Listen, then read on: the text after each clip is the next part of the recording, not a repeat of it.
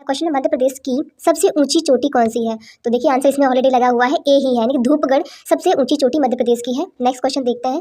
Question है आपका, राजा भोज अंतरराष्ट्रीय हवाई अड्डा कहाँ स्थित है। तो भोपाल में, शिवपुर में, या फिर ग्वालियर में है, या फिर आपका जबलपुर में है। तो ये भोपाल में बनाया गया, यानी आंसर आपका यहाँ पर ए बिल्कुल सही हो जाएगा। अगला क्वेश्चन है, मध्य प्रदेश में पीर बुधन का मेला कहाँ लगता है। तो ये पीर बुधन का जो मेला है वो शिवपुरी में लगता है, यानी कि आंसर आपका यहाँ पर बी बिल्कुल सही हो जाएगा। क्लास थोड़ी फास्ट करेंगे क्योंकि आप रिवीजन ही कर रहे हैं, फास्ट ही करेंगे, तो आप भी फास्ट ही आंसर देने की कोशिश करें। नेक्स्ट है, मध्य प्रदेश में मालवा का गांधी किसे कहा जाता है। तो वो कहते हैं हम शिवराज सिंह चौहान जी बिल्कुल नहीं कहते हैं हम, उनका नाम है मिश्री लाल गंगपाल, जिनको मालवा का गांधी कहते हैं। आंसर आपका यहाँ पर बी बिल्कुल सही हो जाएगा।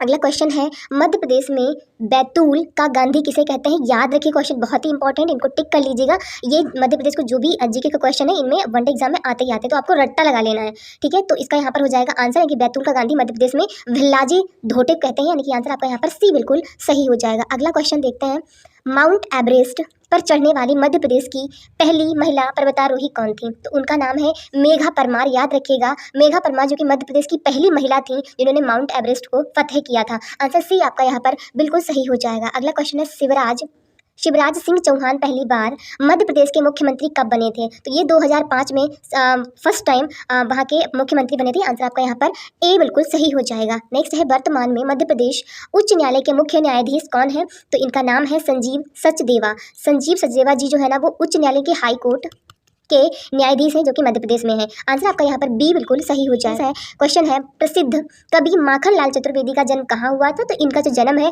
वो होशंगाबाद में हुआ था। आंसर आपका यहाँ पर डी बिल्कुल सही होगा। छिंदवाड़ा में नहीं, रायसेन में नहीं, ग्वालियर में नहीं, बल्कि होशंगाबाद में हुआ था। नेक्स्ट है क्वेश्चन, वर्तमान में मध्य प्रदेश के राज्यपाल के गवर्नर कौन है। तो उनका नाम है मंगू भाई छगन भाई पटेल। ये न्यूज़ में भी रहते हैं, तो न्यूज़ अगर आप लोग देखते हैं, देखा करें, अगर नहीं देखते हैं तो काफ़ी न्यूज़ से काफ़ी कुछ जानकारी मिल जाती है, कहाँ के कौन सीएम है, कहाँ की कौन सी कैपिटल है, और कहाँ के कौन राज्यपाल है। ये सारी चीज़ें हम न्यूज़ से ही याद कर सकते हैं। तो मंगू भाई छगन भाई पटेल की रील्स देखते रहते हैं ना, तो इससे अच्छा न्यूज़ ही देखे लग रहे हैं, तो आंसर से यहाँ पर बिल्कुल सही हो जाएगा। उसमें तो टाइम वेस्ट करते हैं बेवजह का, तो अगर न्यूज़ देखेंगे तो उसमें अगर देखने लगेंगे तो इंटरेस्ट भी आएगा आपका और आपका ज्ञान भी बढ़ेगा। तो न्यूज़ देखा करेंगे मेरे हिसाब से। अगला क्वेश्चन है, किशोर कुमार का जन्म मध्य प्रदेश के किस जिले में हुआ था। इंदौर में, जबलपुर में, ग्वालियर में, खंडवा में। तो कहाँ हुआ था किशोर कुमार जी का जन्म। इनका जन्म हुआ था खंडवा में। आंसर आपका यहाँ पर डी बिल्कुल सही हो जाएगा। अगला क्वेश्चन है, बचपन बचाओ आंदोलन किस वर्ष शुरू हुआ था। तो ये आपका शुरू हुआ था 1980 में। 1980 में बचपन बचाओ आंदोलन शुरू किया गया था, यानी कि जो मतलब जो बच्चे वगैरह ना, वो कारखानों वगैरह में काम पे लगा देते थे, कभी शादी कर देते जल्दी में, तो बचपन बचाओ आंदोलन आया था मध्य प्रदेश में। अच्छा, ये आंदोलन कौन लेके आया था। तो उनका नाम था कैलाश सत्यार्थी इनका नाम था, तो 1980 में आया था। नेक्स्ट क्वेश्चन है, भारत के किस राज्य को टाइगर स्टेट कहा जाता है। तो टाइगर स्टेट मैंने कल बताया, इसको बाघ का राज्य भी कहते हैं।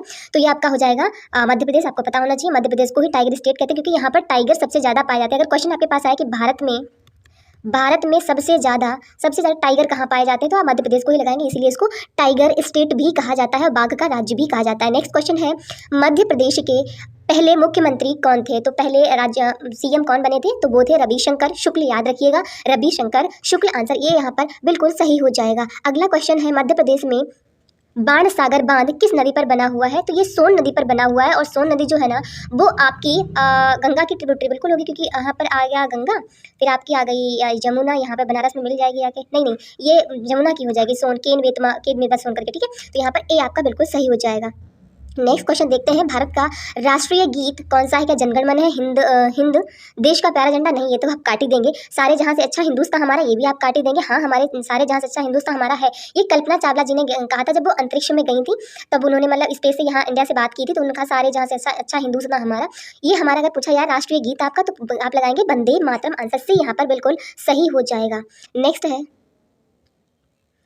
ओके, पाकिस्तान की राजधानी का नाम बताएं। तो इस्लामाबाद आपको पता ही होगा, रावलपिंडी नहीं है, वहाँ का एक इंपॉर्टेंट शहर है। कराची इंपॉर्टेंट शहर है, लाहौर का इंपॉर्टेंट शहर है, और इस्लामाबाद वहाँ की राजधानी है, कहाँ की, पाकिस्तान की।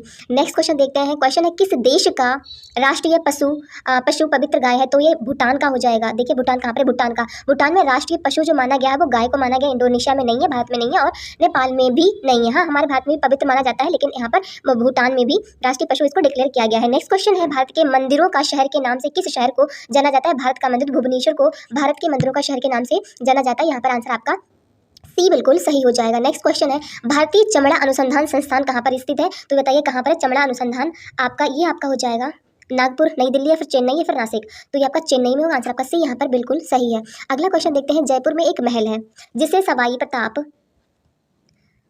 प्रताप सिंह ने बनवाया था। तो लालगढ़ पैलेस है, बिल्कुल नहीं। उम्मेद भवन है, बिल्कुल नहीं। हवा महल है, आंसर आपका यहाँ पर सी बिल्कुल सही हो जाएगा, सी इज करेक्ट है। नेक्स्ट है, गौतम बुद्ध का जन्म कहाँ हुआ था? तो इनका जन्म हुआ था लुम्बिनी में, याद रखिए कुछ इस प्रकार, यानी बुद्ध में बा में छोटा ऊ की मात्रा इस प्रकार लगती है, तो इनका जन्म भी याद रखिएगा। जहाँ पर हुआ था उसमें भी छोटा ऊ की शुरुआत में पहले मात्रा लगती है कि लुम्बिनी। मैं याद करने की एक निमोनिक बता रही हूँ, ऐसे याद रख सकते हैं आपको। बुद्ध का जन्म हुआ था लुम्बिनी में, आंसर बी यहाँ पर बिल्कुल सही हो जाएगा। नेक्स्ट है, अभी टच थोड़ी खराब हो रही है फ़ोन की। लीलावती के लेखक थे, तो लीलावती के लेखक कौन थे बताइए, आपका अगर आंसर पता है।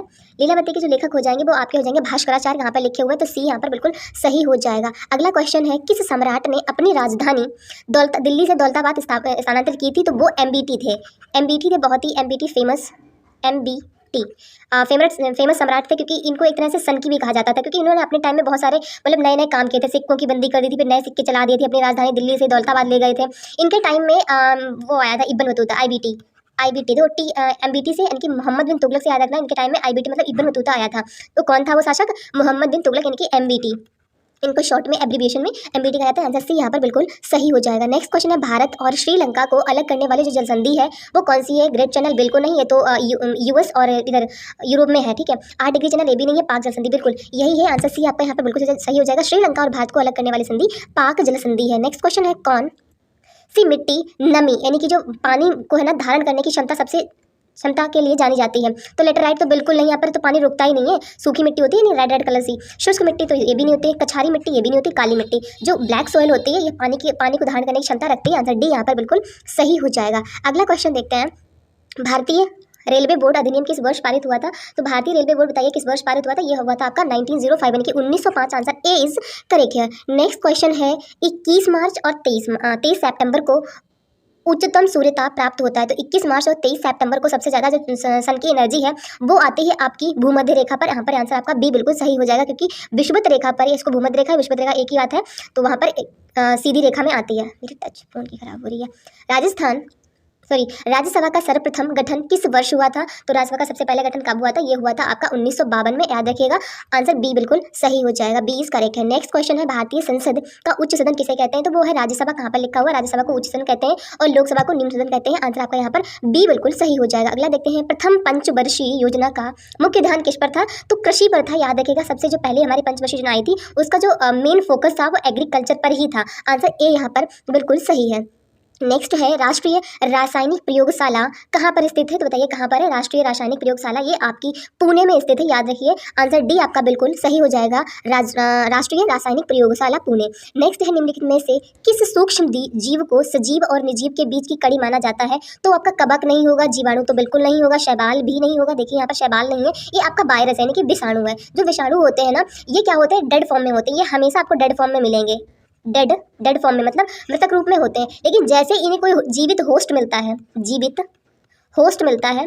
ये जीवित हो जाते हैं। ये हमेशा डेड फॉर्म में रहेंगे, एयर में हर जगह रहते हैं, लेकिन ये कोई जीवित होस्ट मिला इनका अपना, तो उसमें जीवित हो जाते हैं। होस्ट मतलब जीवित, मतलब कोई जीवित जंतु में जाएंगे तो ये जीवित हो जाएंगे और अपना काम करने लग जाएंगे, आंसर आपका सी यहाँ पर बिल्कुल सही हो जाएगा। अगला क्वेश्चन देखते हैं, एंटीबायोटिक की खोज किसने की थी? तो अलेक्जेंडर फ्लेमिंगो ने की थी, ये तो आपको पता ही होगा, आंसर बी बिल्कुल यहाँ पर सही है, एंटीबायोटिक की खोज अलेक्जेंडर फ्लेमिंगो ने की थी। प्रथम विश्व पर्यावरण दिवस किस वर्ष मनाया गया था? तो पहली बार जो विश्व पर्यावरण दिवस था वो आपका मनाया गया था 1974 में। कहाँ पर लिखा हुआ है? 1974, आंसर डी इज करेक्ट है। नेक्स्ट क्वेश्चन है आपका, हाल ही में किसने 2025 पुरुष हॉकी एशिया कप खिताब जीता है? तो किसने जीता है बताइए? हाल ही में किसने 2025 पुरुष हॉकी एशिया कप, ये किसने जीता हुआ है इनका? ये हाँ भारत ने, हाँ बिल्कुल भारत ने तो जीता है। किसने 2025 पुरुष हॉकी? हाँ ठीक है, भारत ने जीता, आंसर से यहाँ पर बिल्कुल आपका सही हो जाएगा। अगला क्वेश्चन, हाल ही में 2025 का यूएस ओपन पुरुष एकल खिताब किसने जीता है? अच्छा अभी यूएस का पूछा गया, ये जो जीता है इनका नाम है कार्लोस अलकराज। कहाँ पर है? कार्लोस अलकराज जी ने 2025 में जो यूएस में कि अमेरिका में जो ओपन पुरुष एकल खिताब मतलब जो हुआ, तो वो एकल खिताब जो है ना वो इन्होंने जीता है, आंसर बी यहाँ पर बिल्कुल सही हो जाएगा। नेक्स्ट है, हाल ही में पीएनबी ने पंजाब नेशनल बैंक ने किस राज्य सरकार के साथ 21,000 करोड़ रुपए का समझौता किया है? तो वो राजस्थान के साथ किया है, याद रखिएगा क्योंकि उसका पड़ोसी राज्य पड़ता है। आंसर डी यहाँ पर बिल्कुल सही हो जाएगा। नेक्स्ट है, हाल ही में 28वीं यूनिवर्सल पोस्टल कांग्रेस का आयोजन कहाँ पर किया गया? 28वीं यूनिवर्सल पोस्टल कांग्रेस, तो इसका जो आयोजन है वो आपका दुबई में किया गया। आंसर आपका ए यहाँ पर बिल्कुल सही हो जाएगा, ए इज करेक्ट। नेक्स्ट है उस अच्छा, अब हमारे रीजनिंग के क्वेश्चन स्टार्ट हो गए, हम फास्ट इनको भी कर लेते हैं और बहुत ही अच्छे से करेंगे ताकि आपको समझ आए। नेक्स्ट क्वेश्चन है, कलम जो है ना से लिखा जाता है तो चाकू से क्या होता है? काटा जाता है यार। आंसर ए यहाँ पर बिल्कुल सही हो जाएगा, ये तो इजी था, आप कर लेंगे। अच्छा, अगला है कथन और निष्कर्ष वाला। क्या है? सभी बाघ बिल्लियां हैं, तो इसका बनाना पड़ेगा हमें डायग्राम। यहाँ पर सभी मैंने कर दी हैं बिल्लियां, कैट, ठीक है। सभी नहीं, यहाँ पर हमें बाघ नहीं करना था, इरेज करती हूँ इसको, ठीक है। यहाँ पर सभी बाघ यानी टाइगर, सभी टाइगर कैट है। फिर आगे क्या कहता है दूसरा कथन? सभी बिल्लियाँ मरजारिया है। ये मरजारिया क्या होता है? चलो जो भी है, सभी जो बिल्लियाँ हैं ना, वो सभी बिल्लियाँ जो है ना वो है आपकी मरजारियाँ, पता नहीं क्या है, मरजारियाँ होती हैं, ठीक है।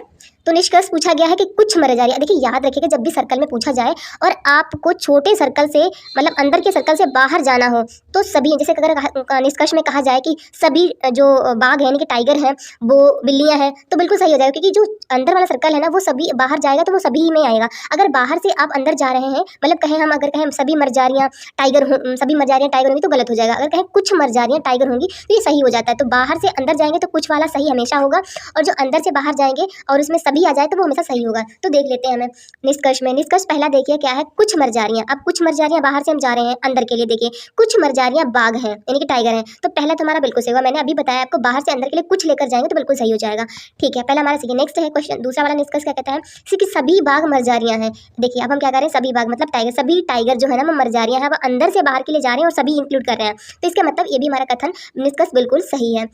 नेक्स्ट है तीसरा वाला निष्कर्ष क्या कहता है? कुछ मरजारियाँ बिल्लियाँ हैं। फिर हम कुछ कर रहे हैं और मरजारियों से हम अंदर के लिए जा रहे हैं, इनकी मरजारियाँ बिल्लियाँ हैं, इनकी कैट है, तो ये भी हमारा सही होगा। तीनों निष्कर्ष इसमें सही है। देखिए ऑप्शन कौन सा है? सभी निष्कर्ष पहला दूसरा तीसरा कथन सही है, तो यहाँ पर बिल्कुल हमारा पहला सही हो जाएगा। मुझे उम्मीद है आपको अच्छे समझ आया होगा। अगर नहीं समझ आया तो आप स्क्रीन को पॉज करें और खुद अपने आप ट्राई करें, कोशिश करें लगाने के लिए, और नहीं समझ आए फिर इसको देखें कि मैंने कैसे किया है। क्वेश्चन अगला है, उस विकल्प का चयन करें जो सही रूप में रिक्त स्थान को भरता है, ठीक है। LMQRVW, तो बताइए क्या होगा इसका, कुछ देखते हैं इसमें करके क्या होगा इसमें। एल कितने पे आता है? एल आता है हमारा 12 पर, है ना। एल आता है LM, हाँ L 12 पर आता है, M आता है हमारा 13 पर, ओके। QMNOPQRN पे 18 पे आता है, नहीं ये 17 पे आता है। R हमारा 18 पे आता है, 18 पर आता है, इनकी प्लेस वैल्यू रख देते हैं, ठीक है। V जो है ना UVV हमारा आता है 22 पर, UVW हमारा आता है 23 पे, ठीक है। अब देखो क्या हुआ है, 12 के बाद ये 17 हुआ है, ये 17 हुआ है, यानी कि +5 जोड़ा गया इसमें, ठीक है। यहाँ +5 जोड़ा गया है, फिर क्यू से जब हम आप 22 पे आए हैं, यानी 17 और +5 करेंगे तब भी 22 होगा, ओहो ठीक है। 5 ऐड हो रहे हैं, देखिए जब एल में यानी कि एल में आप 5 जोड़ेंगे तो क्यू पर पहुंच जाएंगे, क्यू में अगर 5 जोड़ेंगे तो बी पे पहुंच जाएंगे। अगर बी में 5 जोड़ते हैं तो कितना हो जाएगा? वी में 5 जोड़े तो वी देखो वी के बाद WX/Z हो गया, फिर बाद में क्या आएगा लास्ट में? Z तो हो गया 4 तक, फिर आएगा हमारा फिर से ए स्टार्ट हो जाएगा, इसका मतलब हमारा ए आने वाला है, ठीक है।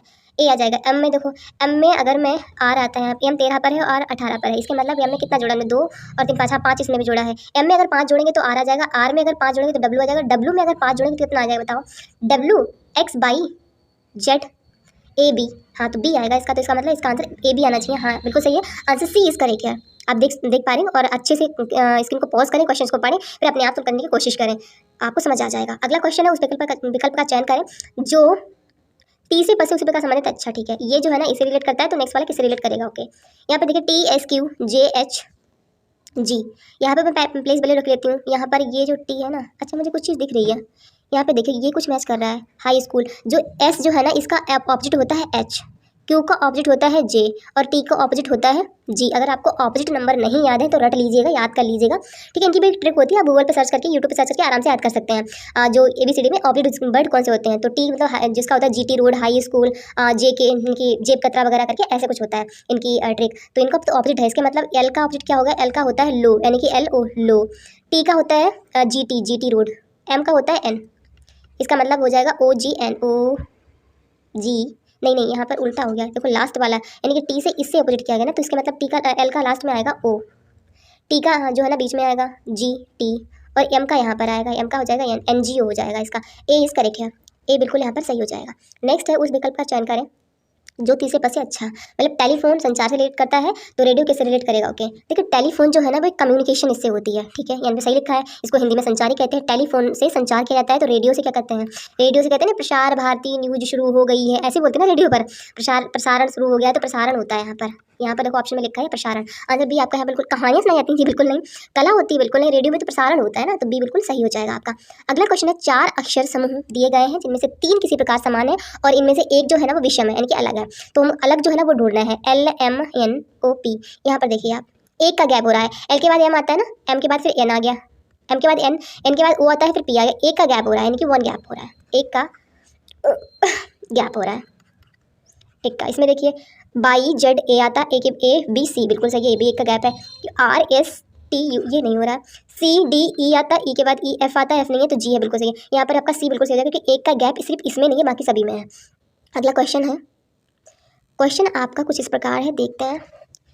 इन्होंने कुछ रिक्त स्थान दिया हुआ है यानी कि 1024-1600 2000 2500 3125, तो यहाँ पर क्या आएगा, तो इसको भी हम छोड़ देते हैं, इधर वाले हिस्से को पहले हम इसको देख लेते हैं, जो इसमें सीरीज बन रही होगी पीछे हम वही उसमें लगा देंगे। तो 1600 से 2000 कैसे हुआ, 2000 से 2500 कैसे हुआ, 2500 से 3125 कैसे हुआ। अच्छा अगर मैंने 1600 को मल्टीप्लाई इसके सवा से कर दिया, 1.25 से कर दिया तो कितना हो जाएगा, 0 से 0 अगर मैं काट दूंगी तो ये हो जाएगा आपका 16 पंचे 80, 16 दूनी 32 और 8 40, 16 एकन 16 और 4 20 मिल गई सीरीज़। 2000 को मैंने 1.25 से मल्टीप्लाई करनी है तो कितना हो जाएगा, पॉइंट हटाया तो 2 0 गया, 20 का मैंने 125 में कितना हुआ, 20 पंचे 200 होता है ना, 20 पंचे 100 होता है, 20 पंचे 100 तो 10 लग गया, 20 दूनी 40, 40 और 10 50 का 0 यहाँ से लगा 5, ओके 20 एकड़ 20 और 1 25 आ गया। अब मैंने आगे सॉल्व नहीं करने हैं यानी 1.5 से मल्टीप्लाई करना है, मैं टाइम जाए अपना क्यों करूँ, तो मैं कर दूँगी क्या करूँगी सीधे डायरेक्ट 1024 में 1.25 की मल्टीप्लाई, क्योंकि ये मल्टीप्लाई आगे सभी में होगी तभी ये नंबर आगे इंक्रीज़ हो रहा है, तो मैं कर देती हूँ मल्टीप्लाई। अब मल्टीप्लाई करूँगी तो ये आपका आ जाएगा, कर लेते हैं डायरेक्ट 124 मल्टीप्लाई 1.25 में इंटू कर लेते हैं, 5 चक्कू 20 का 0 हासिल लगा 2, 2 दूनी 5 दूनी 10, 2 12, 12 का 12 आ जाएगा, 2 5 एकन 5 आएगा, ठीक है, 4 दूनी 8 यहाँ पर आ जाएगा आपका, 2 दूनी 4 यहाँ पर आ जाएगा और 2 0 का 0 और 2 एकन 2 आ जाएगा। नेक्स्ट है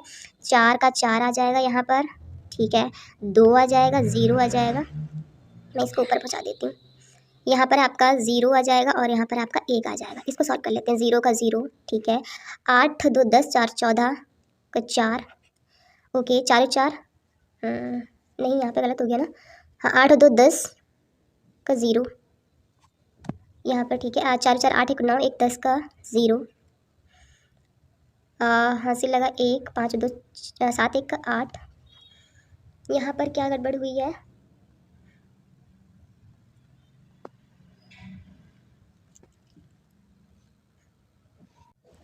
यहाँ पर आपका हो जाएगा 0 का 0 आ गया, 8 2 10, अच्छा यहाँ पर 0 आएगा ना, और ये इसकी इसमें है 4 4 8 1 9 1 10 का 0 हासिल लगा फिर से 1, यहाँ पर 5 2 6 1 7 1 8 यहाँ पर, ठीक है, 2 का 2 2 आ जाएगा और 1 का 1, तो 0 कितने के बाद है, 2 के बाद है, तो 2 के बाद 0 लगा देना है, तो कितना हमारा आ जाएगा, ये वाला हमारे पास आ जाएगा, ठीक है। नहीं 1280 कहाँ पर लिखा है, देखो कहीं लिखा है, हाँ बिल्कुल लिखा है, आंसर हमारा हो जाएगा आपका डी यहाँ पर बिल्कुल सही, आप सॉल्व कर लेना और कैलकुलेशन भी। क्वेश्चन अगला है, नीचे दी गई आकृति, अच्छा नीचे दी गई आकृति का अध्ययन करें और उस क्षेत्रीय पहचान करें लड़कियां जो लड़कियां कार्यरत हैं लेकिन अविवाहित का प्रतिनिधित्व करती हैं। ओके देखो यहाँ पर ये लड़कियां जिस वाले सर्कल में है वो कार्यरत हैं, ये वाली जो है ना वो सारी लड़कियां हैं और इसमें कुछ विवाहित हैं, तो लड़कियां हैं इसका मतलब जो विवाहित है उनको निकाल दीजिए सर्कल वाले में, जो बची हैं वो सब अविवाहित ही होंगी, क्योंकि विवाहित अगर इसमें तो बच्ची अविवाहित होंगी। इन्होंने देखो एक अगर लेंगे तो हम क्या लिखेंगे, इसमें सिर्फ लड़कियां आएंगी, लेकिन जो यहाँ पर 2 वाला नंबर जो है ना वो कार्यरत भी और लड़कियां भी, इसके मतलब आंसर हमारा 2 आना चाहिए। 2 किसमें लिखा है, सी में लिखा हुआ, आंसर हमारा यहाँ पर सी बिल्कुल सही हो जाएगा। अगला क्वेश्चन है, किसी निश्चित कूट भाषा में कोल्ड को कुछ इस प्रकार लिखा जाता है तो नोट को क्या लिखेंगे। सी तीसरे नंबर पे आता है, प्लेस वैल्यू लिखती हूँ एक बार, तीसरे नंबर पे आता है, जी आता है हमारा 7वें नंबर पर। ओके तो 3 5 है 3 4 7 ओके। ओ हमारा आता है 15 पर और जी हमारा 19 पे आता है, इसके मतलब इसमें भी 4 ऐड हुए हैं। एल हमारा 12 पे आता है, पी हमारा 16 पे, इसमें भी 4 ऐड हुए। ओ 4 ऐड कर रहे हैं, तो एल में हमारा 4 ऐड करेंगे तो कितना हो जाएगा 18। ओ में हम 4 ऐड करेंगे, एम ओ कितने पे आता है 15 पे 4 19 हो जाएगा, और टी में अगर हम 4 ऐड करेंगे तो कितना हो जाएगा 24। ठीक है, 18 पे क्या आता है तो आर आता है, 19 पे क्या आता है तो एस आता है, और आर एस। तो देखिए 2 ऑप्शन तो कट गए, एक्स एक्स तो आना ही नहीं है। ठीक है, तो क्या आना है 24 पे आज क्या आता है एक्स वाई जेड, एक्स आएगा तो क्या हो जाएगा इसका बी, बिल्कुल सही हो जाएगा, बी इज करेक्ट है। नेक्स्ट क्वेश्चन है, चिन्ह का स्थान लेने के लिए और समीकरण को संतुलित करने के लिए गणितीय चिन्हों के सही उगम का चयन करें। ओके, देखिए यहाँ पर कुछ चिन्ह दिए गए हैं, तो यहाँ पर जो स्टार दिया गया है इनको इनके स्थान पर इस चिन्हों को रखना है, और आप लास्ट में इक्वल्स इक्वल्स लगाए। इसका मतलब क्या है, इस कैलकुलेशन को जब इतनी कैलकुलेशन को आप सॉल्व करेंगे तो यहाँ पर डेफिनेटली इक्वल्स ही आना, क्योंकि सभी ऑप्शन में इक्वल्स ही दिया गया है, और इन सभी को जोड़ें घटाएं गुणा करें कुछ भी करें, इक्वल्स 174 ही आना है, बराबर 174 ही आना है। ठीक है, हम कर लेते हैं। अच्छा, एक थोड़ा सा दिमाग लगाएं, अगर मैंने इस स्टार की जगह पर माइनस या प्लस या फिर भाग दे दिया तो ये संख्या कुछ कम नहीं हो जाएगी, और फिर आगे फिर 20 और 2 ही क्या मल्टीप्लाई करेंगे, क्या करेंगे, तब भी नंबर इतना नहीं ला पाएंगे। तो मैं क्या करती हूँ, इसको कोशिश करती हूँ, अगर इसकी इसमें मल्टीप्लाई मैंने कर दी, यानी कि यहाँ पर मल्टीप्लाई का चिन्ह लगा भी दिया, तो जहाँ तक है 200 से तो कम ही आएगा। देखो 96 है, इसका 2 में मल्टीप्लाई करेंगे तो कहीं ना कहीं 200 से कम ही आएगा। तो मैं पहले वही ऑप्शन उठा के देखूंगी जहाँ पर इसमें गुणा है, पहले में डी में है, तो मैंने यहाँ पर इसको देख लेना है। ठीक है, इसको ये वाला ऑप्शन रख के देख लेती हूँ। 96 अगर 2 करेंगे मल्टीप्लाई तो देखते हैं कितना हो जाएगा इसका। अच्छा, यहाँ पर ये प्लस है, थोड़ा करेक्ट कर लीजिएगा, यहाँ पर ये प्लस है, गुणा नहीं है। ठीक है, तो देखिए 96 में अगर आपने 2 का मल्टीप्लाई किया है तो आपका हो जाएगा 6 दूनी 12, 9 दूनी 18, 1 19, यानी 192। ठीक है, फिर आपका प्लस वाला साइन है तो प्लस करेंगे, प्लस आ जाएगा आपका 20, और माइनस आ जाएगा आपका नहीं, यहाँ पर ये साइन गड़बड़ है। देखो इसमें साइन गड़बड़ है, क्वेश्चन को छोड़ दीजिए, इसमें सारे साइन ही गड़बड़ेंगे, इसका आंसर आएगा ही नहीं। कोई भी आप लगा के देख लीजिए, लेकिन हाँ मैं आपको बता देती हूँ, अगर इसका साइन कुछ इस प्रकार होता, यहाँ पर होता पहले मल्टीप्लाई करना है, फिर आपको माइनस करना है, फिर आपको प्लस करना है, और फिर इक्वल करना है, तब आपका आंसर आ जाएगा। आप करके देख लीजिएगा, मैं करवाऊंगी नहीं क्योंकि इसका ऑप्शन गलत है। ठीक है, अगला क्वेश्चन देखिए, इसमें बोला गया है कि ए ओ एम एच के और यू केंद्र की ओर मुँह करके बैठे हैं। अगर केंद्र की ओर मुँह करके बैठे हैं मतलब सर्कल में बैठे हैं, लिखा भी आगे क्वेश्चन में, तो कितने लोग बैठे हैं उतने हम लाइन खींच लेते हैं। 2 4 6 लोग बैठे हैं, 4 लोग इस प्रकार बैठ गए, यानी कि 1 2 3 4 और 6 लोग। मैंने आपको दायां का चिन्ह लगाना बताया, तो दायां का साइन लगते हैं इस पर, इधर दायां होता है। अगर आपको नहीं पता तो मेरी जो पिछली क्लास है वो देख लें, तो दायां का चिन्ह लगा दें, यहाँ पर दायां का डॉट डॉट लगा लेंगे तो हमें याद रहेगा इधर दायां होता है, कोई भी बैठेगा उसका दायां इधर होगा। ठीक है, आगे पढ़ते हैं। ए एम या फिर यू के बगल में नहीं बैठा है तो मैं इस लाइन को पढ़ूंगी नहीं, पहले आगे पढ़ूंगी, जो मुझे जहाँ पर साइन मिल जाएगा वहीं से लगाना स्टार्ट कर दूंगी। यू एच के दाईं ओर बैठा, ओके, मैंने एच को यू को यहाँ बैठा देना है। अब जो यू है ना वो एच के दाईं ओर बैठा है, अब मैंने अगर एच को इधर बैठाऊंगी तभी तो उसका दायां इधर आएगा, दाईं ओर बैठा है तो यहाँ पे एच बैठा देती हूँ। यू जो है ना वो एच के दाईं ओर बैठ गया है, के एम के बाईं ओर बैठा है, के एम के बाईं ओर बैठा है। ठीक है, जो जीरो यानी कि ओ के विपरीत है, अब के एम आया है, के है जो यहाँ पर अगर मैं के बैठा दूँ, ठीक है,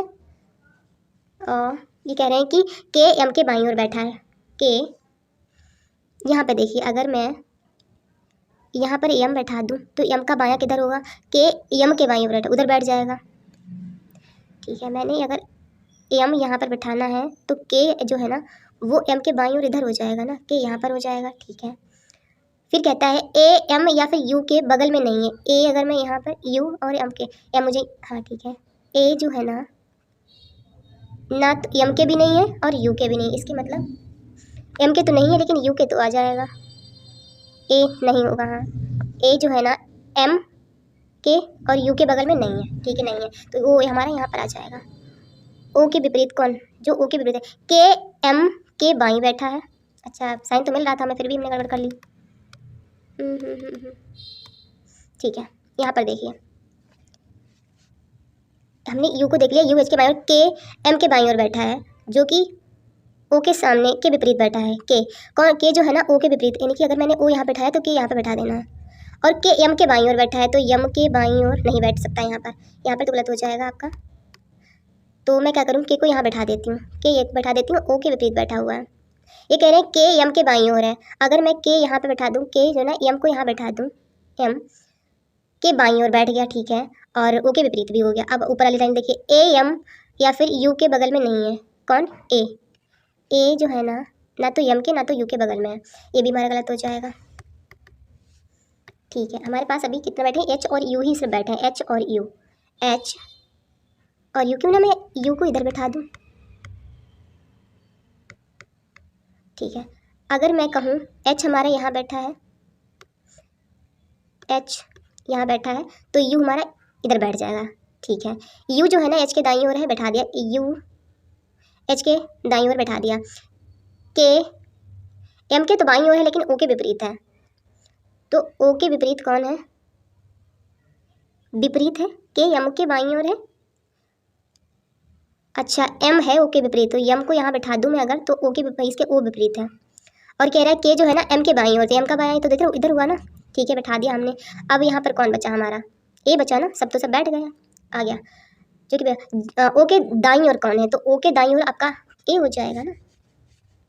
ए कहाँ लिखा है, डी है, बिल्कुल सही हो जाएगा। इस क्वेश्चन में तो गड़बड़ कर दी, सिर्फ एक लाइन के बदले में एम जो था, यानी के एम के बाईं ओर था, जो यानी कि एम की बात की कर रहे थे कि एम जो है ना ओ के विपरीत है, मैं इसको के में रख रही थी, तभी गड़बड़ हो रही थी। अगला क्वेश्चन देखते हैं। अच्छा, दर्पण दिखाया गया है, एस को दर्पण में दिखाया गया, तो एस की जो दर्पण में आकृति कैसी बनेगी, तो ऐसी बनेगी। देखिए कहाँ पर बनी हुई है, बी में बनी हुई है, आंसर का बी बिल्कुल सही हो जाएगा। अगला क्वेश्चन है, यहाँ पर कुछ विषम दिया गया है, देखो असंगत को ढूंढना है। स्कार्फ सर्दियों में पहनते हैं, दस्ताने सर्दियों में पहनते हैं, धूप चश्मा जो है ना वो गर्मी में लगाते हैं, स्वेटर, तो यहाँ पर सी आपका सही हो जाएगा। नेक्स्ट है ए बी सी डी, एक पंक्ति में बैठे हैं, ठीक है, बैठा देते हैं इनको एक पंक्ति में। इसका अगर ऊपर मुँह करके बैठे हैं तो इसका दायां ये हो जाएगा और दायां ये हो जाएगा। बैठाते हैं इनको।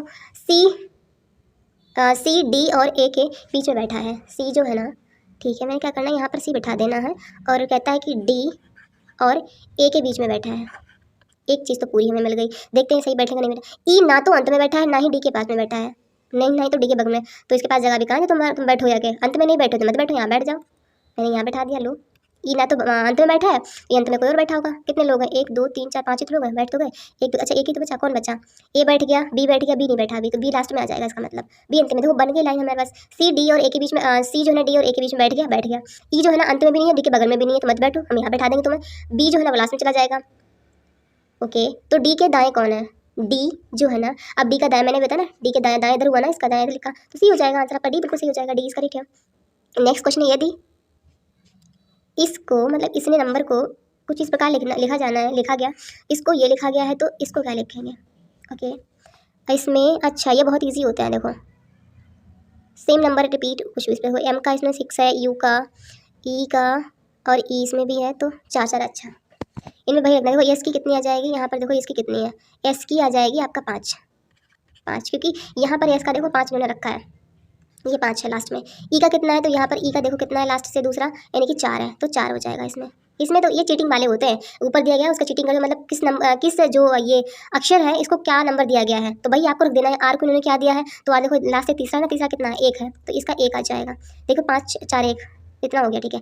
आर के बाद बी का कितना है, तो बी का आपका हो जाएगा 6, ठीक है। ई कितना है, तो ई का हो जाएगा आपका, ई है आपका 4, और आर पे कितना है, फिर 6 है, कितना 54 16 40 54 आपका। अच्छा, आर के बाद बी का कितना था, बी का आपका 6 था, कितना है, ये रहा ना, आर का 1 है, यहाँ पे लास्ट में 1 आएगा, ठीक है। तो आंसर आपका जगह बी बिल्कुल यहाँ पर सही। अगला क्वेश्चन देखते हैं, इसको सॉल्व करना है, तो आपको पता है इसमें बोर्ड मास का नियम लगेगा, नहीं पहले ब्रैकेट हटाना है, बोर्ड मास, कोई ओड मास मत समझ लीजिएगा, ठीक है। तो बोर्ड मास में पहले ब्रैकेट हटाना होता है, फिर ऑफ हटाना होता है, फिर डिवाइड करना होता है, मल्टीप्लाई करना होता है, अबस्ट्रैक्ट करना हो, सब्सट्रैक्ट करना होता है। अबस्ट्रैक्ट मतलब माइनस प्लस, एंड सब्सट्रैक्ट मतलब माइनस करना होता है, ठीक है। तो पहले हम ब्रैकेट हटाएंगे, ब्रैकेट हमें कहाँ दिख रहा है, तो इसमें दिख रहा है, तो इसको हटा देंगे, 3 3 9 आ जाएगा, यानी कि 3 3 9। अब लिख लेते हैं 64 डिवाइड बाई 2 इंटू, नहीं ऐसा नहीं लिखेंगे क्योंकि पहले ब्रैकेट हटाना है, तो हम लिखेंगे 64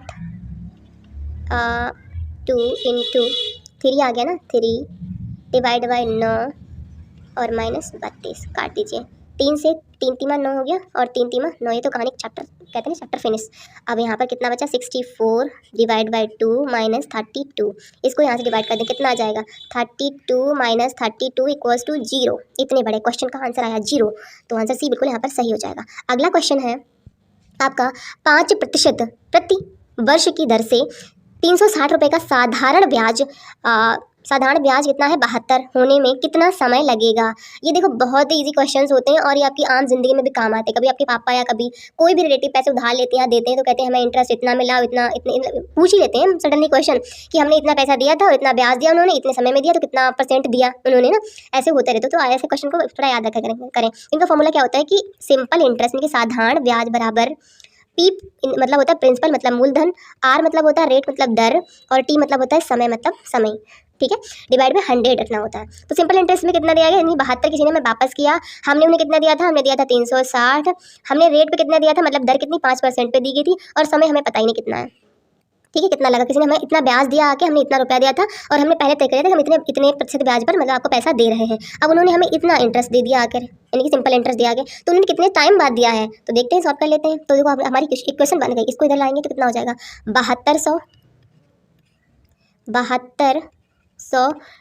बराबर 360 इंटू 5 इंटू टी। अब टी बराबर हम आराम से निकाल लेंगे 7200 डिवाइड 360 इंटू 5 बराबर टी। अब इसको काट लीजिए, काटेंगे, ओके, काटेंगे 5 एकन 5, 5 दूनी 10, 5 चक्कू 20। अब 36 को काट लीजिए, आपका समय निकल आएगा 4 वर्ष। देखो 6 एकन 6 7 8 6 चौक 24, 4 वर्ष आएगा। जब 36 को 124 से काटेंगे, 124 को 36 से काटेंगे तो टाइम आपका 4 वर्ष निकल के आएगा। क्या मैं भी उल्टा बोल रही हूँ? हाँ, बी बिल्कुल यहाँ पर सही हो जाएगा आपका। अगला क्वेश्चन है, एक बैग में 3:4:5 के अनुपात में 25 पैसे, 50 पैसे और 1 रुपये के सिक्के हैं। यदि सभी का कुल मूल्य 31 रुपये है तो बैग में 1 रुपया के कितने सिक्के होंगे। देखो क्वेश्चन देखने में बहुत टफ लगते हैं ना ये वाले, लेकिन बहुत ही ईजी होते हैं, यकीन मानिए बहुत ईजी होते हैं। आप कैसे करेंगे इनको मैं आपको बताती हूँ। आपको देखिए क्या करना है, हमारे पास 3 अनुपात में दिए हुए हैं तो इसको, अरे यार पेन तो लिया ही नहीं मैंने, हाँ, तो 3 अनुपात, थोड़ा इसको ऊपर बढ़ा लेती हूँ ताकि हमें स्पेस मिल जाए, ठीक है, यहाँ पर ऐसे रखती हूँ, हाँ। तो हमारे पास कुछ इस प्रकार है 3x, फिर हमारे पास है 4x और हमारे पास है 5x। अच्छा, ये वाला जो नंबर है ना वो 1 रुपया का है। अब याद रखिए 1 रुपये में कितने सिक्के होते हैं, यहाँ पर बताती हूँ मैं। 1 रुपये में होते हैं आपके 100 सिक्के, ठीक है। यहाँ पर 25 सिक्के हैं, 25 पैसे हैं। 1 रुपये में 100 पैसे होते हैं, 25 पैसे हैं तो 1 रुपया कितने मतलब कितना वैल्यू है, यानी कि ये जो अगर मैं कहूँ तो ये हो जाएगा 1/4, बिल्कुल हो जाएगा ना। अगर मैं 25 4 बार जोड़ूँ तब 100 सिक्के हो जाए, 100 पैसे हो जाएंगे, 100 पैसे मतलब 1 रुपया हो जाएगा। इस प्रकार 50 पैसे हैं, इसका मतलब क्या है, आपको फ्रैक्शन आती है ना 2, 1/2 है, और 50 का तो 1 रुपया है, मतलब 1 रुपया तो 1 रुपया ऑलरेडी दिया है, तो इसकी मैं मल्टीप्लाई कर देंगे। क्या करना है 3x इंटू 1/4, क्योंकि ये 25 पैसे की बात हो रही है। पहले में एक बैग में जो ना 3 जो दिया है ना वहाँ पे 25 पैसे के 3x में है, प्लस जो 4x दिया है उसका है, उसमें है 50 पैसे के सिक्के, प्लस हमारे पास है जो 5x है ना वो हमारे हैं 1 रुपया वाले, और टोटल हम जोड़े जब हमने तो हमारे पास 31 निकले, ठीक है। इनको सॉल्व कर लेते हैं तो 3x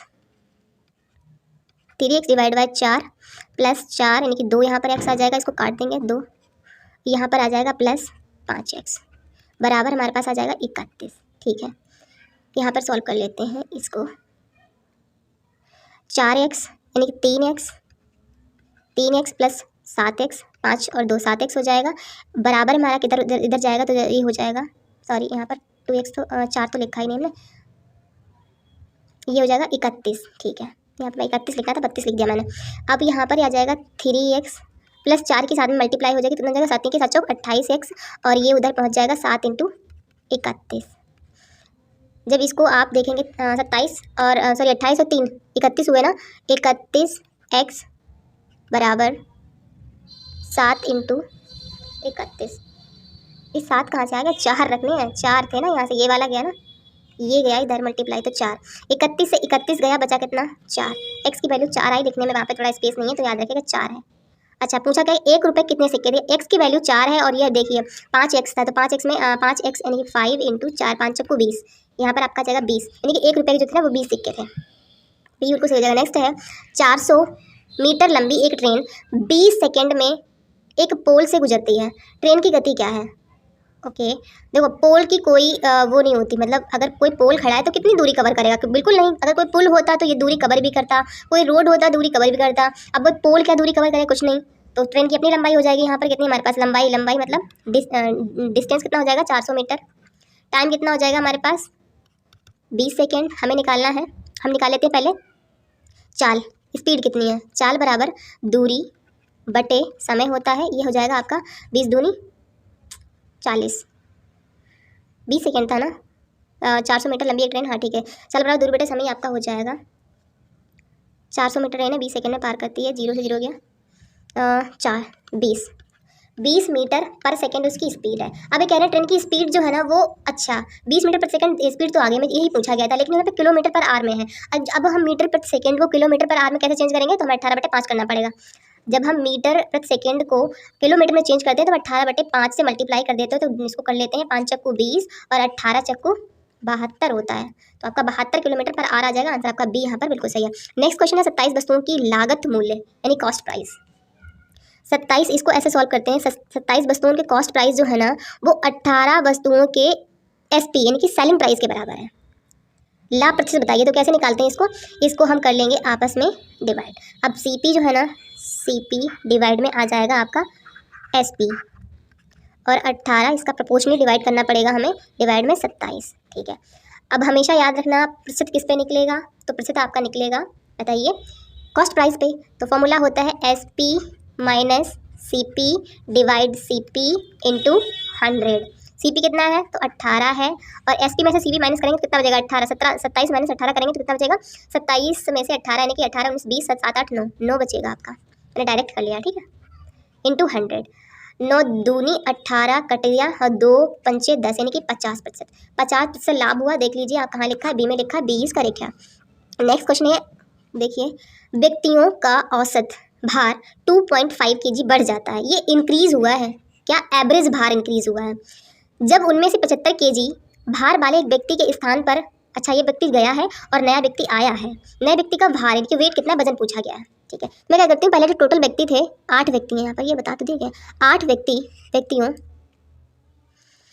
का औसत, टोटल व्यक्ति कितने हैं, टोटल पर्सन कितने हैं तो 8 हैं, उनका एवरेज जो है ना मैंने मान लिया है एवरेज है x, तो टोटल नंबर मतलब टोटल भार कितना हो जाएगा, टोटल भार उनका हो जाएगा 8x, यही हो जाएगा ना। लेकिन ये कह रहे हैं कि यहाँ पर देखिए इसको, जो ये 8 व्यक्ति थे टोटल 8 टोटल हो गया, इसमें से 75 जो जिसका वजन था वो निकल गया, लेकिन एक नया आ गया, मैंने उसको 22 मान लिया है, ठीक है।